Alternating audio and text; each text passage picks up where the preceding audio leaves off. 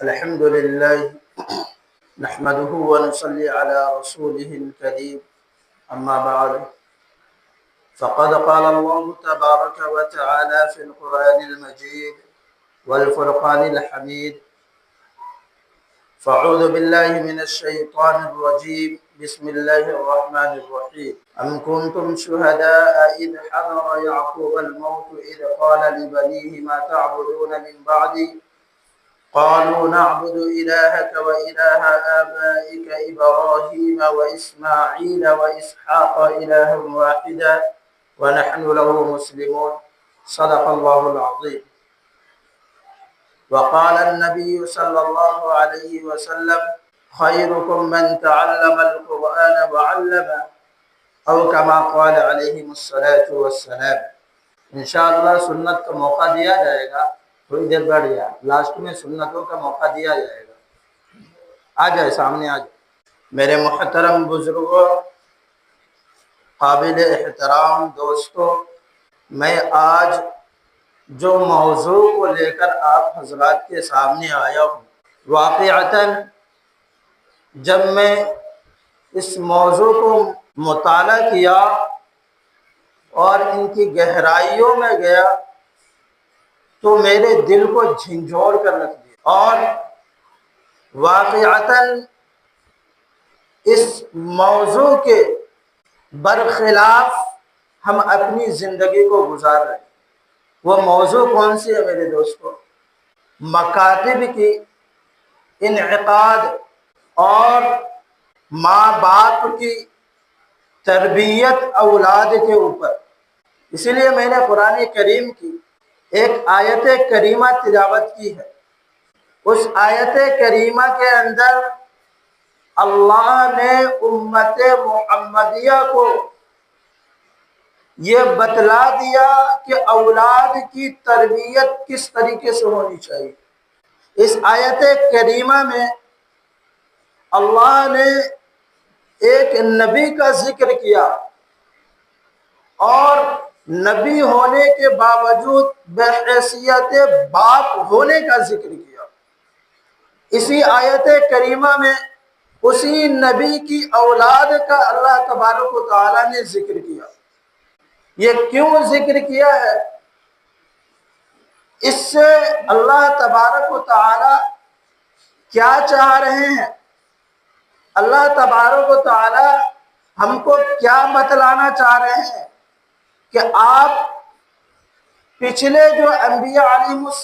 السلام اس دنیا کے اندر مبعوث ہوئے اور ان کی زندگی، ان کے واقعات کو قرآن مقدس کے اندر اللہ تبارک و تعالی جگہ جگہ پر رونما اس لیے کر رہے ہیں تاکہ ہماری زندگی بھی یہ واقعات کو سن کر اسی کے طرز تکلم پر آ جائے. جو آیت کریمہ میں آپ کے سامنے پیش کیا ہوں کہ ام کنتم شہداء اذ حضر یعقوب الموت اذ قال لبنیہ ما تعبدون من بعدی، کہ اللہ تبارک و تعالی امت محمدی صلی اللہ علیہ وسلم سے خطاب کر لے، یعنی کہ کلام کر رہے ہیں. کیا کلام کر رہے ہیں؟ کہ تم میں سے ایک میرا محبوب بندہ، میری فرما برداری کو کرنے والا، میرے حکموں پر چلنے والا، اس کا واقعات بیان کرتے ہیں کہ ام کنتم شہداء اذ حضر یعقوب الموت، کہ حضرت یعقوب علیہ السلام اپنے آخری وقت میں، موت کے وقت، اب آخری بیان فرما رہے ہیں. موت کے وقت آپ کو یہ فکر ہو رہی ہے، موت کے وقت آپ کو دل کے اندر یہ بے چینی ہو رہی ہے کہ میں تو اللہ کے حضور میں جا رہا ہوں، لیکن اذ قال لبنیہ ما تعبدون من بعدی، کہ میری اولاد کی تربیت کیسی ہوئی، میرے اولاد میرے جانے کے بعد، ما تعبدون من بعدی، میرے جانے کے بعد اللہ کی نافرمانی تو نہیں کرے گی، اللہ کی اطاعت میں اطاعت میں اپنی زندگی کو گزارے گی. اس چیز کا فکر حضرات انبیاء علیہ السلام کے اندر پائی جائے۔ اب اس سے کیا مراد ہے میرے دوستو؟ یہاں بتانا اللہ تبارک و تعالیٰ کو کیا مقصود ہے؟ میرے دوستو بتانا یہی مقصود ہے کہ جس طریقے سے انبیاء علیہ السلام اپنی آخری دم تک اپنی اولاد کی فکر کی ہے، اسی طریقے سے وہ تو انبیاء تھے۔ ذرا سوچیے آپ غور سے، وہ تو انبیاء تھے۔ آپ کے نسل میں اگر آپ کے نسل اوپر سے دیکھے جائے تو بڑے بڑے نبی علیہ السلام آپ کے سلسلہ نسب میں بنائے ہیں، پیدا فرمائے ہیں۔ اور آپ کے نسل کو پیچھے کی طرف دیکھا جائے، نیچے کی طرف، تو آپ کے بعد اتنے بڑے بڑے انبیاء علیہ السلام کو آپ کے نسل میں پیدا کیا ہے کہ آج تاریخ اس کو فراموش نہیں کر سکتی، بلکہ قرآن کریم خود گواہ ہے اس کی کہ اسی خاندان سے اللہ نے حضرت یوسف علیہ السلام کو اس دنیا کے اندر مبعوث فرمایا، حضرت عیسیٰ علیہ السلام کو اس دنیا کے اندر مبعوث فرمایا، اسی حسب و نسب میں حضرت موسیٰ علیہ السلام کو دنیا کے اندر نازل فرمایا، جن کا حسب و نسب اعلیٰ کردار کا ہو۔ اگر آپ کے حسب و نسب کو اٹھا کر دیکھیں تو شروع سے لے کر حضرت آدم علیہ السلام سے لے کر حضرت عیسیٰ علیہ السلام تک جتنے بھی بڑے بڑے انبیاء علیہ السلام اس روئے زمین پر بھیجے ہیں، سب آپ کے نسل میں پائے جاتے ہیں۔ لیکن پھر بھی آپ کو یہ فکر لاحق ہے کہ میرے جانے کے بعد ما تعبدون من بعدی، میرے جانے کے بعد میری اولاد کا کیا ہوگا؟ یہ دین کی فکر کر رہے ہیں۔ اب اس کے برملا اب اپنے ذہن کے اندر تھوڑا سا ڈالیں اور سوچیں کہ ہم کیا کر رہے ہیں۔ اللہ نے یہ جو واقعات بتائے ہیں وہ ہمارے لیے بتلائے کہ آج ہم یہ سب چیزوں سے کتنے دور ہیں، کہ آج ہمارا آخری وقت ہوتا ہے تو یہ دل کے اندر فکر ہوتی ہے کہ میں اپنے اولاد کے لیے دنیا میں کیا چھوڑ کر جا رہا ہوں۔ ہر چیز کی فکر لاحق ہوتی ہے، لیکن ایک ہی فکر نہیں ہوتا میرے دوستوں، وہ دین کا فکر، کہ میرے جانے کے بعد میرا بچہ، میرا رخت جگر میرے قبر پر آ کر کیا ایک مرتبہ درود فاتحہ پڑھ کر بخشے گا، میرے لیے دعائیں مغفرت کرے گا، اپنے اعمال کو وہ سدھارے گا، نماز کی پابندی کرے گا؟ اس کی کسی کو فکر نہیں ہے میرے دوستوں، کہ دنیا کی زندگی کو بنانے کے لیے، دنیا کی زندگی کو سنوارنے کے لیے ہم اپنی اولاد کی تربیت اس طریقے سے کرتے ہیں کہ اللہ کی پناہ کہ مثال دوں میں آپ کو کہ آج کے دور میں مکاتب کیوں اتنا ضروری ہے، مکاتب کی کیوں اتنی اہمیت قرآن و حدیث کے اندر دی گئی ہے۔ ایک واقعہ سے میں آپ کو سناتا ہوں کہ اللہ تبارک و تعالیٰ کا کتنا بڑا انعام و اکرام ہے کہ اللہ تبارک و تعالیٰ ایسے پر فتن دور کے اندر بھی مکاتب کا جگہ جگہ پر جال بچھا ہوا ہونا، یہ بہت بڑی نعمت کا اشارہ ہے کہ اللہ تبارک و تعالیٰ ہم سے کیا چاہ رہے ہیں اور اللہ تبارک و تعالیٰ ہم سے کتنی محبت کرتے ہیں۔ اس کی قدر و منزلت ابھی نہیں معلوم ہوگی کہ حضرت حذیفہ دامت برکاتہم العالیہ اپنے بیان کے اندر ارشاد فرماتے ہیں کہ میں فارغ ہونے کے بعد، عالم کا کورس کرنے کے بعد، میں عمرہ کے لیے مکہ المکرمہ تشریف لے گیا، اور جب میں عمرہ سے فارغ ہوا اور قرآن مقدس کو لے کر مسجد حرم کے اندر بیٹھا تو میرے ارد گرد 2-4 ضعیف انسان بیٹھے، 60 سے 65 سال کی عمر ہوں گے،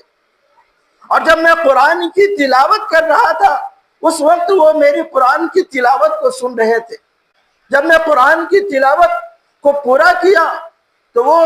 شخص مجھ سے خطاب کرنے لگا کہ آپ کا نام کیا ہے، آپ کہاں سے ہو؟ تو حضرت حذیفہ دامت برکاتہم العالیہ نے فرمایا کہ میں ہندوستان کا باسی ہوں، ہندوستان کا رہنے والا ہوں۔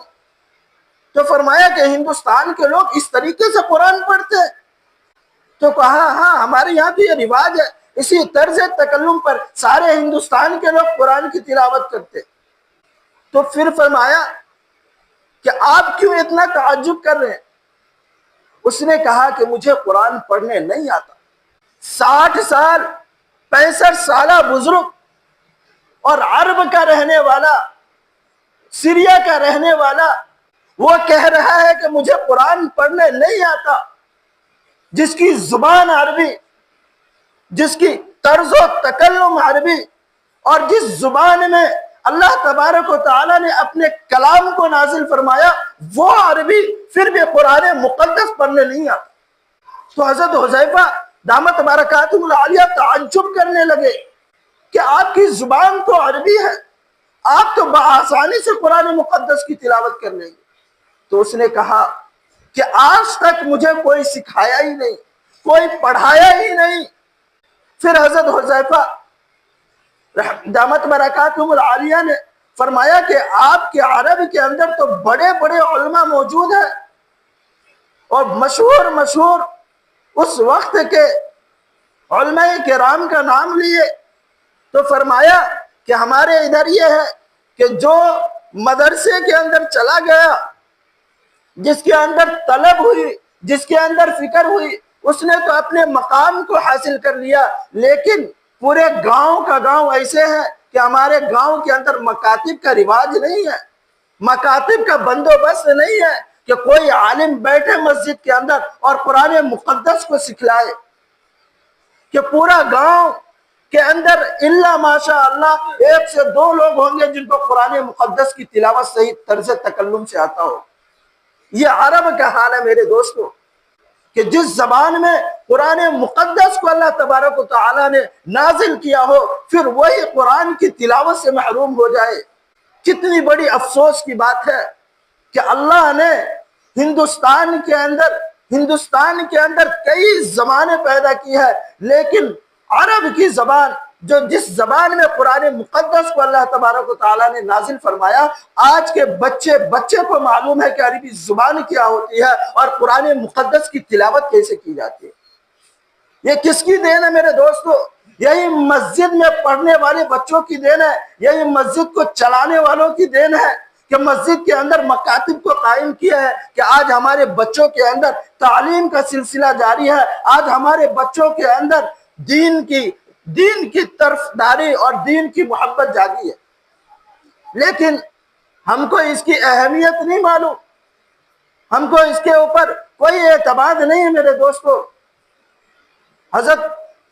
مولانا علی میاں ندوی رحمت اللہ علیہ اپنے کتاب کے اندر ارشاد فرماتے ہیں کہ جس قوم کے اندر، جس خاندان کے اندر مکتب کا رواج نہ ہو، مکتب کے اوپر لوگ نہیں دھیان دیتے ہو، مسجد کے اندر مکتب کو چلانے کی کوشش نہ کرتی ہو، تو وہ ابھی سے یہ سوچ لے کہ آنے والے جو وقت ہے آپ کے نسل کا، ابھی سے وہ فاتحہ پڑھ لے کہ کس طریقے سے زندگی سے دین نکلے گا، اور تمہارے آنکھوں کے سامنے تمہارے بچے اسلام کو چھوڑیں گے، اس وقت تمہیں مکاتب کی اہمیت معلوم ہوگی۔ اور آج ہم اپنی آنکھوں سے، ایک گنہگار آنکھوں سے دیکھ رہے ہیں کہ ہمارے بچے کتنے غیر قوم کے اندر ملوث ہو رہے ہیں، کہ اسلام سے محبت ٹوٹ رہی ہے، دلوں سے بکھر رہی ہے۔ وجہ یہی ہے میرے دوستو کہ آج ہم اپنے مسجدوں میں اپنے بچوں کو نہیں بھیجے، اپنے بچوں کی تربیت نہیں کری، اپنے بچوں کے اوپر فکر نہیں کیے دین کے اعتبار سے، لیکن اسکول کے اعتبار سے بھرپور فکر ہے کہ بچہ کا ایک ڈریس ہے اور ساری چیزوں کا خیال رکھتے ہیں۔ والدہ بھی والد بھی دونوں کی ذمہ داری ہے، ماں باپ کی ذمہ داری ہے، اور ماں باپ ایک ذمہ داری کو تو نبھا رہے ہیں لیکن دوسرے ذمہ داری کو نہیں نبھا رہے۔ بڑے افسوس کے ساتھ ہم کہ آج ہم یہاں مکتب چلاتے ہیں، دیکھتے ہیں کہ ہمارے پاس 40 سے 50 بچے آ رہے پڑھنے کے لیے، لیکن کسی کا لباس صحیح نہیں، کسی کی وضع قطع کچھ بھی درست نہیں، بول کے زبان ہماری تھک چکی ہے کہ کم سے کم اسلامی شعار کے اندر تم قرآن مقدس کی تلاوت کرنے آ رہے ہو، تم قرآن مقدس کو اپنے سینوں میں لینے کے لیے آ رہے ہو، لیکن تمہارے وضع پتہ نہیں درست ہوں گے، تمہارے کردار نہیں درست ہوں گے، تو بتاؤ تعلیم حاصل کر کے کیا کریں گے؟ کہ ماں باپ کو یہ فکر ہے کہ بچے نے ٹائی نہیں لگائی، ٹائی کو لگا دو، بچے نے آج ڈریس نہیں پہنی، اس کی فکر ہے کہ ڈریس آج ہی لے کر آنا ہے، لیکن جو اسلام کا ڈریس ہے، جو اسلام کا شاعر ہے، جس سے اسلام کی پہچان ہوتی ہے، سر کے اوپر ٹوپی بھی نہیں اور بچے کو بھیج دیتے جاؤ مکتب پڑھنے کے لیے۔ یہ ہمارا حال۔ آدھے سے زیادہ بچے جو آتے پڑھنے کے لیے سروں کے اوپر ٹوپی نہیں ہوتے میرے دوست، مسجد کی ٹوپی استعمال کرتے۔ آج ہم اتنا بے غرض ہو گئے، دین سے اتنا دور ہو گئے، بہت دکھ بھری دلوں سے اپنی زبان کو ہلا رہا ہوں آپ کے سامنے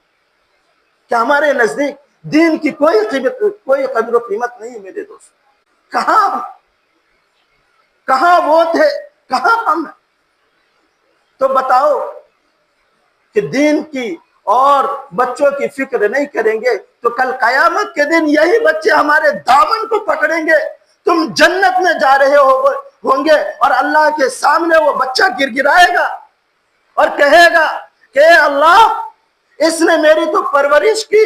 ہر ایک چیز کی تربیت کی، لیکن دین نہیں سکھایا، قرآن کی تعلیم نہیں دی، قرآن کے اوپر توجہ نہیں دکھلایا، نماز کے فرائض کو نہیں بتلایا، وضو کے فرائض کو نہیں بتلایا، مسجد کے اندر داخل ہونے کے طریقے کو نہیں بتلایا، اللہ کے پیارے حبیب صلی اللہ علیہ وسلم کے طریقے سے روشناس نہیں کرایا، یہ جنت میں کیسے جا سکتا ہے؟ اس کو گھسیٹ کر حکم دیا جائے گا، اس کو گھسیٹ کر جہنم میں گرا دیا جائے گا۔ کیا وہ دیکھیں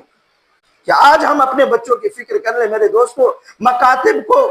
دل کے اندر مکاتب کو رکھے اور اس کی فکر کرے کہ مکاتب کے اندر میرے بچے جا رہے کی نہیں پڑھنے کے لیے۔ مسجد کے اندر پڑھنے کا جب سلسلہ مسجد کے ذمہ داروں نے چالو کیا ہے تو اس کو اپنے محلے کی ہر فرد کی ذمہ داری ہے تو اس کو اچھے طریقے سے سیچے اور اس کو خوش نما بنائے کہ جس طریقے سے مسجد نبوی کے اندر اللہ کے پیارے حبیب صلی اللہ علیہ وسلم کے زمانے میں جو ماحول تھا وہ ہمارے بستی کے اندر وہی ماحول ہمارے بستی کے مسجدوں کے اندر داخل ہو جائے۔ یہ فکر ہم سب کو مل کر کرنا پڑے گا۔ اگر فکر نہیں کریں گے تو میرے دوستو، کسی شاعر نے کیا ہی خوب انداز میں کہا ہے، پہلے تعلیم سے تم موڑ دیے جاؤ گے، پہلے تعلیم سے تم موڑ دیے جاؤ گے، پھر کسی جرم سے تم جوڑ دیے جاؤ گے۔ پہلے تعلیم سے تم موڑ دیے جاؤ گے، پھر کسی جرم سے تم جوڑ دیے جاؤ گے۔ ہاتھ سے ہاتھ کی زنجیر بنانے نکلو، ہاتھ سے ہاتھ کی زنجیر بنا کے نکلو، ورنہ دھاگے کی طرح توڑ دیے جاؤ گے۔ آج کے ماحول کے اندر یہی ہے، اشارہ ہی کافی ہے۔ اللہ پاک ہمیں بھی اور آپ حضرات کو بھی اپنے بچوں کی تربیت کی فکر کی توفیق عطا فرمائے۔ وآخر دعوانا ان الحمدللہ رب العالمین۔ جو حضرات سنتیں نہیں پڑھے ہیں سنتوں سے فارغ